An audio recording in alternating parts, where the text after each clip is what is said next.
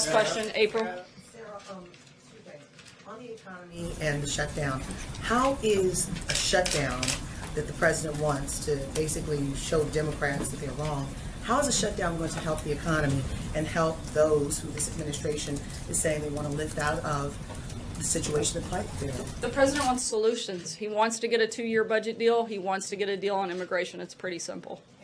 Okay, and on the next piece, you said treasonous was a joke. But what about un-American? In Washington, over the years with the State of the Union, one side, be it if it's a Democratic president, a Republican sit. If it's a Democratic president, well, whatever, you get it. If it's a Democratic president, the Republican sit. If it's a Republican president, the Democrat sit.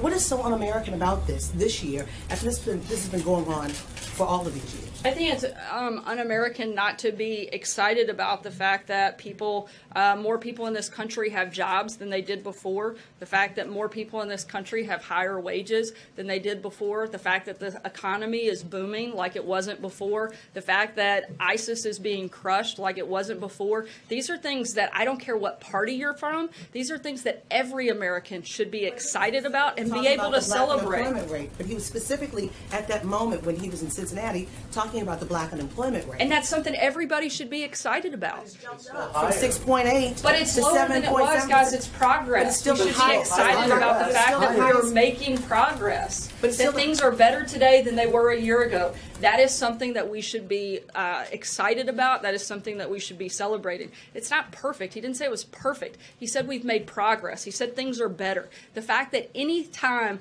the day before Americans' lives are improving, that's a good thing that we should all be excited about, that we should all celebrate. Take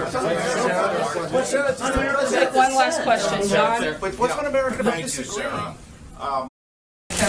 Thank you, Sarah. A question about Russia and a follow, if I might. On Russia, I heard you say previously that we as an administration have been exerting maximum pressure on North Korea, for example.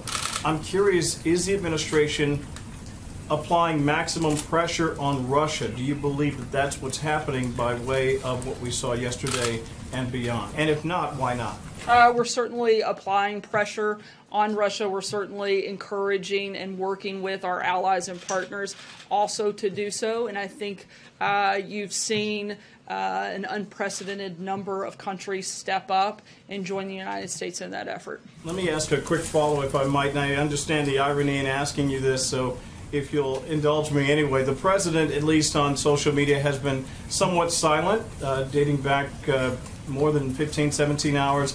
And I only ask because with all the things going on, Russia and Stormy Daniels, usually he likes to communicate directly with the American people. He has chosen not to. Is that part of a new strategy that the White House is employing, or is it just the president taking a break? Look, the president's still been incredibly engaged. He gives us messages to come out and deliver on his behalf on the regular basis, but he's also put out a number of tweets over the last week, and I think you can expect that he'll continue to do that. Speaking of silence, we asked Raj yesterday why it is the president and those associated with him offer payments to people to essentially buy their silence. Raj said that false claims are settled out of court all the time. I'm hoping you can explain why the president's attorney paid Stormy Daniels $130,000 in the days before the election if her claims were false. Look, that's a question you would have to ask the president's attorney. I certainly can't speak for him. I can only speak on behalf of the White House. The president's attorney's not here, and you, as you say, you do speak for the president. Can you explain why this payment was made in the week before the election? Look, I can tell you that the president's denied the allegations. Anything beyond that, I would refer you to the president's outside counsel and his attorney, David Schwartz. One more question, if I may, on this topic. The president's attorney, Michael Cohen, there was a line for DD that Donald Trump was supposed to sign. Why did he not sign on that line on the NDA? Once again, I would refer you to the president's outside counsel on that matter. I can't speak to it. So one very quickly to follow up, and then one on this census. To be clear, he continues to deny the fundamental charge that she has, which is that she had this sexual encounter with him in 2006. He denies that? Yes, the president has denied those allegations. And on the census, Sarah, what do you say to critics who argue that ultimately this is a way to target immigrants, that it's going to be fewer resources for immigrant communities? Once again, I would argue that this has been practice of the United States government. The purpose is to determine individuals that are here. It also helps to comply with the Voting Rights Act. Without that information, it's hard to make those determinations, and that information needs to be gathered, and it has been part of the United States Census.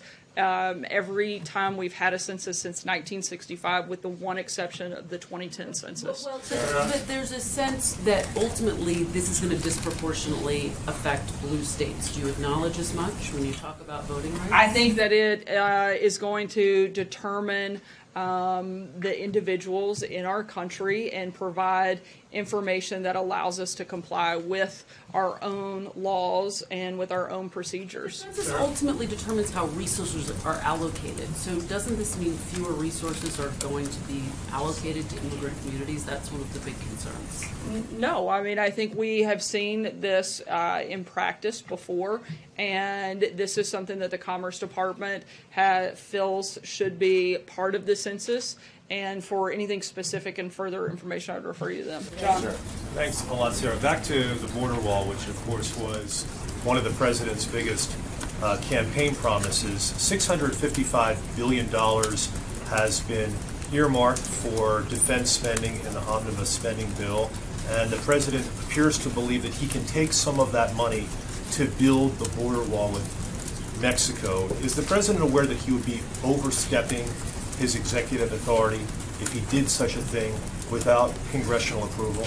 As I said, I don't have any specific announcements or details on that front at this Has point. the White House counsel informed him that, notwithstanding that tweet that he put out over the weekend, it may be unconstitutional to do what the president is contemplating? The president would certainly work with White House counsel to make sure any action he takes is fully within. I want to follow up on that and then something else you said earlier.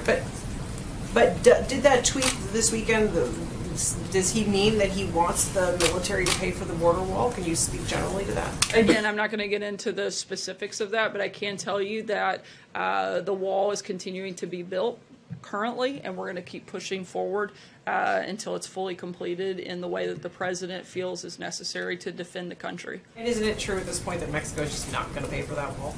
I'm not going to go beyond what the president's already said. I think he still has plans to look at potential ways for that to happen. You had said earlier that the president gives you messages to come up here and convey to the American people.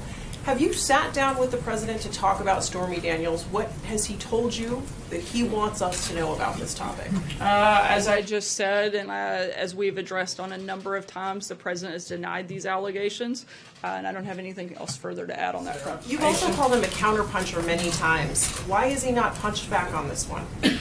Look, the president, I didn't say he punches back on every single topic. If he did, he would probably be addressing a lot of the stories that most of you write every single minute of every single day. He also has a country to run, and he's doing a great job with that. That's why the economy is booming. ISIS is on the run. We're remaking the judiciary. He's focused on pushing his agenda through. Sometimes he chooses to specifically engage and punch back, and sometimes he doesn't.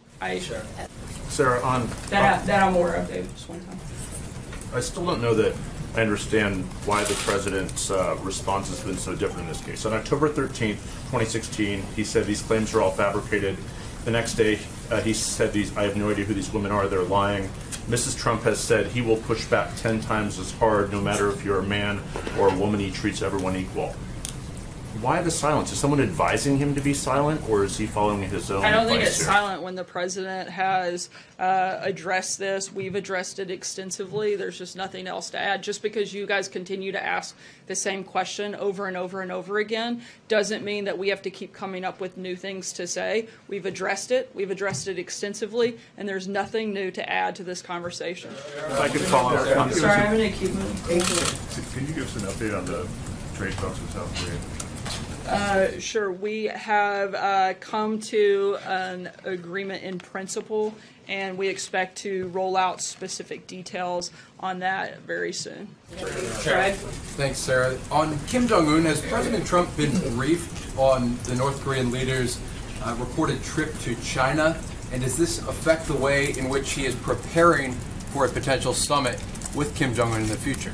The president is obviously being kept up to speed on a number of fronts when it comes to North Korea and preparations. But as of right now, I'm not in a position to confirm or deny those reports from the podium. And if I could follow up briefly on the question about the border wall, could you give us a few specific ways in which the president is still considering having Mexico pay for the wall? I think a lot of the base is wondering, and a lot of his supporters have come out and asked questions. People such as Ann Coulter have said that the president is not keeping his promise on this.